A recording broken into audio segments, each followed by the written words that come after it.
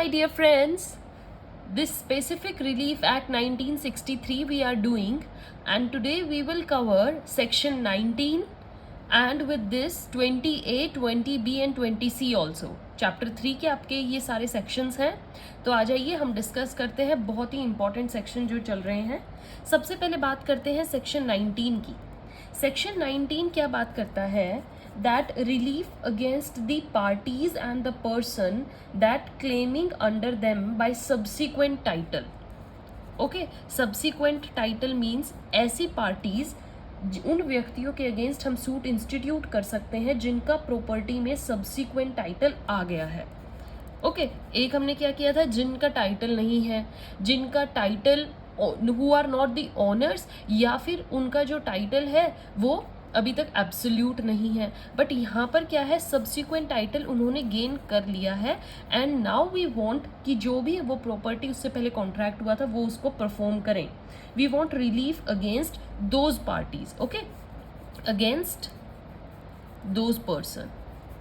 तो इसमें क्या बोला गया है बच्चे, इसको आप रिलेट विद किससे करेंगे, इसी एक्ट के सेक्शन 15 से. सेक्शन 15 हमने ऑलरेडी किया था, उसमें मैंने आपको ऐसा ही बताया था कि बी क्लोज था शायद सेक्शन 15 का, बी क्लोज, जिसमें पार्टीज इट वाज सी, जिसमें कि पार्टीज जो हैं अपना लेटर ऑन इंटरेस्ट गेन कर लेती हैं, तब आप उनको जाके उनको बोल सकते हो, you can claim them to perform that specific performance. Okay, तो इसमें क्या है, उन व्यक्तियों के अगेंस्ट हम सूट इंस्टीट्यूट कर सकते हैं जिनका प्रॉपर्टी में सब्सिक्वेंट टाइटल आ गया है.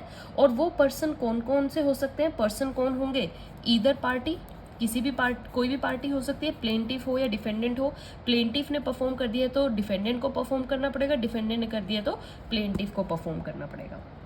नेक्स्ट क्लोज 19 का क्या कहता है, you will study this clause B respect with section 41 and 52 of transfer of property act. देखिए मैं आपको साथ साथ बता देती हूँ कि कैसे सेक्शंस रिलेट करेंगे सेम ही एक्ट के या फिर विद अदर एक्ट सेक्शंस. ठीक है, तो यहाँ पर सेक्शन 41 और 52 का ट्रांसफर ऑफ प्रॉपर्टी एक्ट हमने किया है, उसका सेक्शन 41 एंड 52 आप देखेंगे तो वो सेक्शन 19 स्पेसिफिक रिलीफ एक्ट से रिलेट करता है. कैसे, any other person claiming under him by a title arising subsequently to the contract.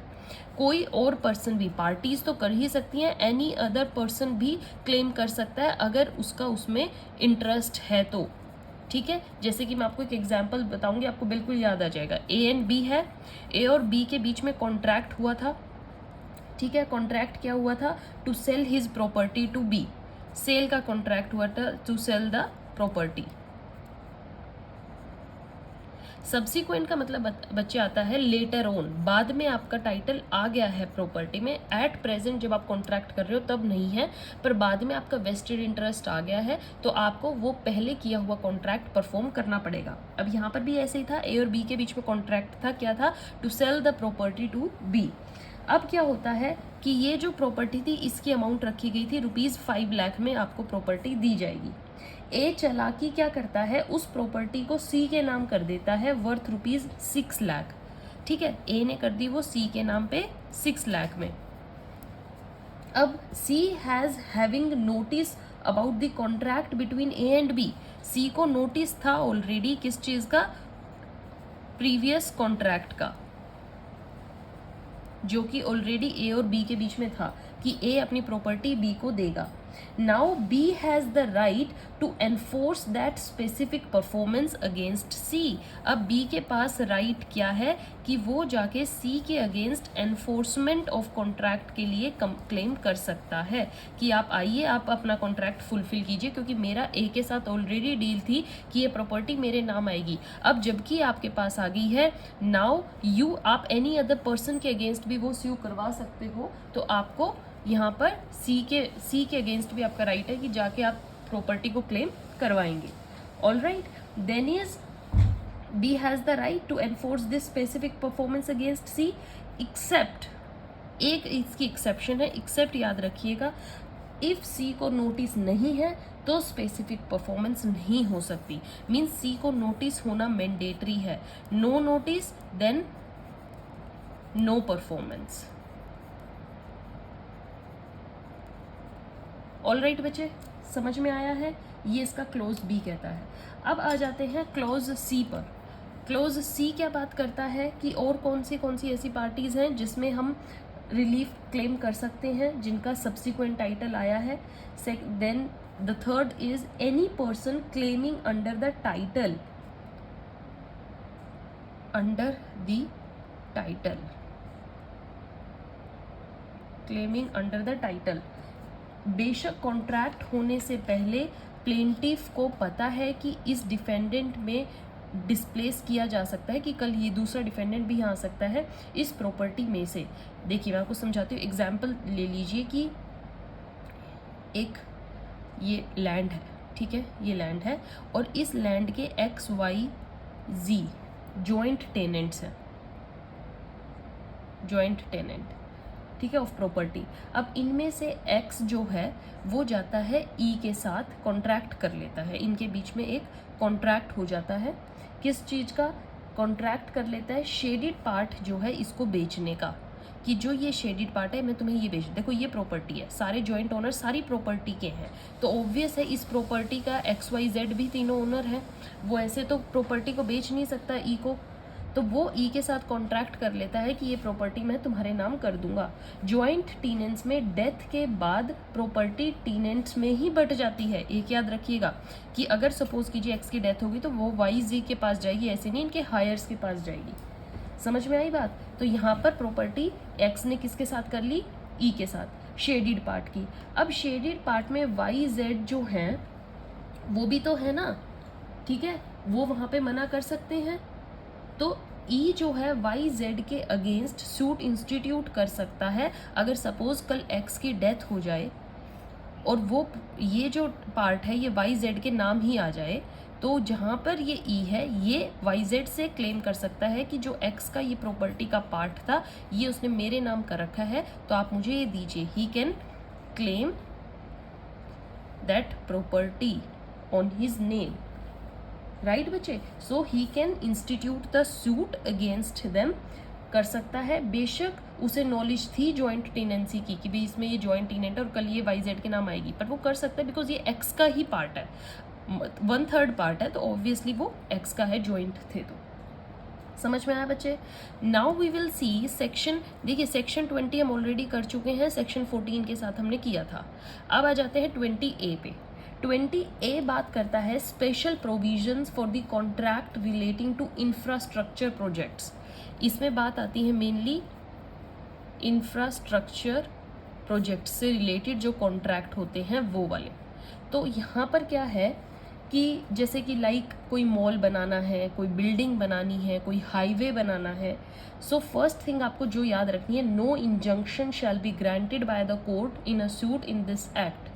उन कॉन्ट्रैक्ट्स में जो इंफ्रास्ट्रक्चर प्रोजेक्ट से डील करते हैं, ये सबसे बात याद रखनी है कि नो इंजंक्शन, कोर्ट कोई इंजंक्शन ऑर्डर इन केसेस में नहीं लगा सकती, ठीक है, जो कि किससे रिलेटेड है? Infrastructure projects. और ये 2018 में क्वेश्चन आया है पीटी में। देन 20B बात क्या करती है? 20B कहती है कि स्पेशल कोर्ट्स क्या हैं, इन केसेस में स्पेशल कोर्ट्स का क्या रोल रहता है? The state government with consultation with the chief justice of the high court. कौन? State government with consultation with the chief justice of high court क्या करती है? shall designate by notification published in the official gazette one or more civil courts। Okay, civil courts को designate कर सकती है as a special court, उन्हीं को ही designation मिल सकती है स्पेशल कोर्ट्स की in respect of the contracts related to infrastructure projects. Infrastructure project से रिलेटेड जितने भी कोई केसेस होंगे वो इन स्पेशल कोर्ट्स में हेल्ड होंगे, और ये स्पेशल कोर्ट्स किनके द्वारा डेजिग्नेट की जाएगी? By the state government on the advice of chief justice. Okay, then बात करते हैं 20C की।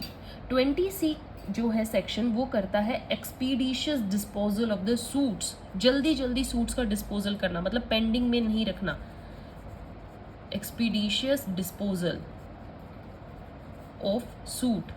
तो इसमें क्या बोला गया कि सिविल प्रोसीजर कोड में कुछ लिखा हो उसका कोई मतलब नहीं है उस सूट से जो इस एक्ट में इस प्रोविजन के अंडर फाइल हुआ है। इन प्रोविजंस के अंडर अगर कोई भी सूट फाइल किया गया है तो सीपीसी का रोल खत्म हो जाएगा।